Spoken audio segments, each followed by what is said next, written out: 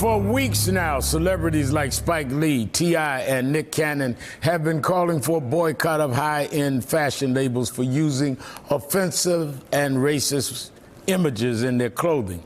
Gucci recently took this sweater off store shelves after folks on social media said the design resembled blackface, which another label, Prada, was accused of the same thing last fall for this display of accessories in their Manhattan storefront. And Burberry is the latest addition to the do not buy list for featuring this hoodie with a noose around the neck during a show at a London Fashion Week. Burberry says it was inspired by a quote, marine theme. All of these luxury brands have since apologized for their offensive fashions, and Gucci went even further by launching a new diversity and inclusion plan and pledging to hire more diverse candidates. But in 2019, how do these companies keep making the same mistakes? Joining me now is Stephen Kolb, CEO and President of the Council of Fashion Designers of America. Steve, I wanted to talk to you because it's interesting. Last summer I had a conversation with Ann Wintour and began, way before all of this happened, talking about what was being done in the industry that we didn't know about that led toward more inclusion.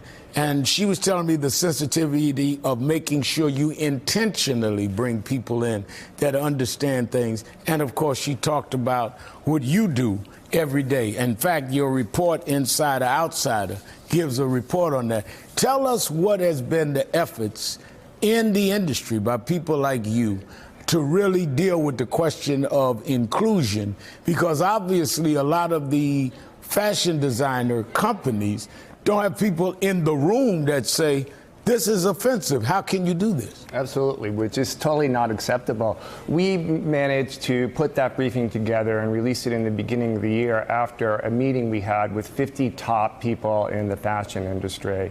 And we really looked at the dynamics of insider-outsider.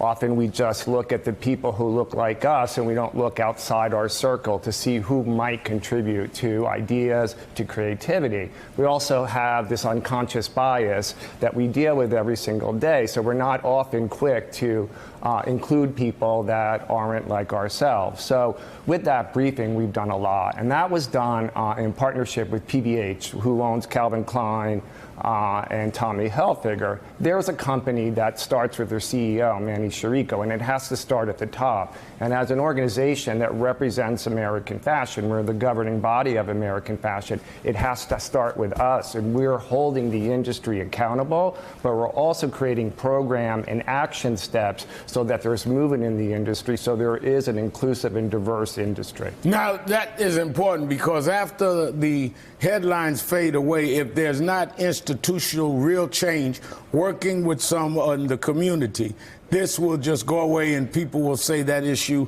we dealt with and is gone. You're committed to making sure there's real change. Yeah, for sure. And I think when you spoke to Anna and you came to an event we had in November, right, CFDA Vogue Fashion Fund. And this is before these controversies. Before these controversies. And if you recall, the CFDA Vogue Fashion Fund is a program that supports young talent. And our winner this year was a young man named Kirby, who has a line called Pyre Moss.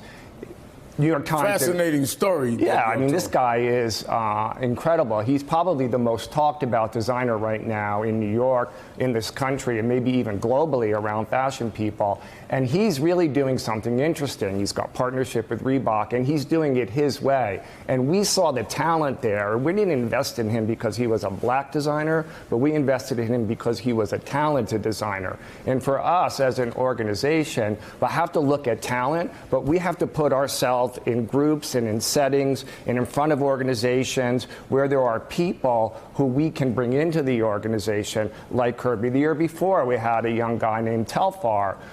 He grew up in Queens, families from Haiti, also a very talented designer. They're really driving the energy for fashion right now in this country. And these are young African Americans that told me that they could not break through if it was not for efforts of groups and in your governing body insisting on this, and people like Anna going and supporting doing this, which I think these major designers need to catch up with, or they're going to continue to feel the wrath of many of us that are saying this is wrong and unacceptable. Right. And what we saw Gucci respond with is an action plan, and they're committed With to Dapper Dan. with Dapper Dan. I was at that meeting, and it was really fascinating to hear the different ideas and perspectives. But what Gucci's doing, it's working with groups. There's a group called Harlem's Fashion Row, which CFDA works with. Next week, actually, or in 2 weeks, we're having a showroom. We met in our conference room, you and I. We're turning that into a showroom, and we're going to have a dozen or so African-American designers with racks of clothes, and we're inviting media and buyers to come in.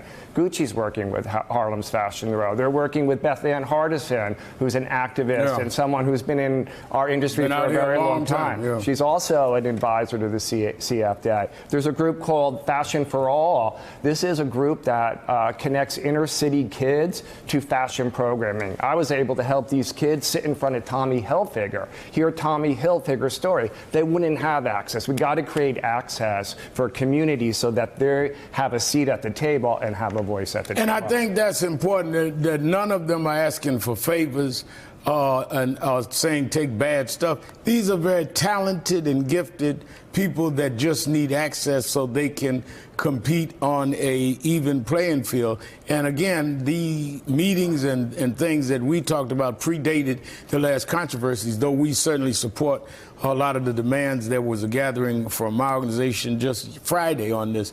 But I think it's important that we see some real institutional commitments tied to the community. And it's also about money. It's also about helping designers build businesses. Who's the black designer who's going to build a business like Gucci? And without money, it's hard to do that. With Fashion Fund, we're actually investing into those brands. We don't have any equity in them. It's here's money to help you. And we're connecting them to mentors. Kirby's mentor is someone from Kering, which is the company that owns Gucci.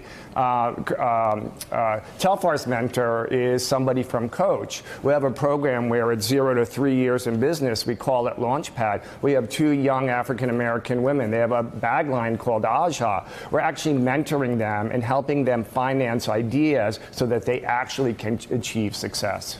All right, I'm going to have to leave it there. Thank you, Steve Kolb, and we're going to stay on. Hey there, I'm Chris Hayes from MSNBC. Thanks for watching MSNBC on YouTube. If you want to keep up to date with the videos we're putting out, you can click subscribe just below me or click over on this list to see lots of other great videos.